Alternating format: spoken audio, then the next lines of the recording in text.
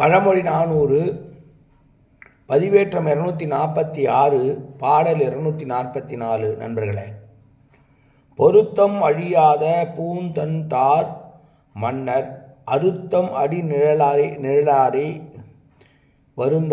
வருத்தாது கொண்டாரும் போலாதே கோடல் அது அன்றோ வண்டு தாது உண்டு விடல். அரசனுக்குரிய இலக்கணங்கள் நிறைந்த நீங்காத அழகிய குளிர்ந்த மலையை உடைய அரசர்களே என்று மலைநாட்டு அரசர்களை பார்த்து சொல்லுகிறார்கள்.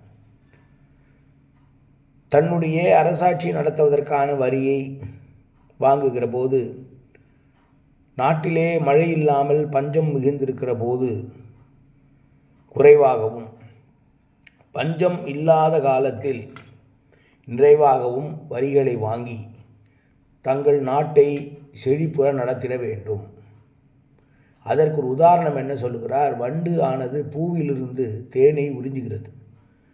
அது உரிகிற போது பூ வாடாது, பூ அப்படியே தான் இருக்கும், மலர்ந்திருக்கும், பூ அப்படியே தான் இருக்கும். ஆனால் அது உள்ள தேனை மட்டும் வண்டு எப்படி உறிஞ்சுகிறதோ அதுபோல் ஒரு நல்ல அரசனானவன் தான் வாங்குகிற வரியை மக்களிடமிருந்து அவர்களை கஷ்டப்படுத்தாமல் வாங்க வேண்டும் என்று சொல்லுகிற பாடல் இந்த பாடல்.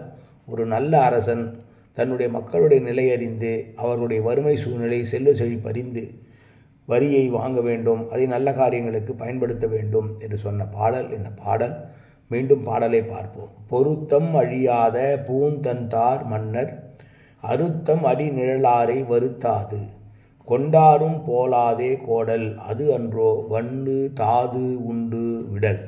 எப்படி தேனானது தேனை வண்டு பூவுக்கு வலிக்காமல் உறிஞ்சுகிறதோ அதுபோல் மன்னன் மக்களை வருத்தாமல் வரி வாங்கி தன் நாட்டை காக்க வேண்டும் என்று சொன்ன பாடல் இந்த பாடல். நன்றி, வணக்கம்.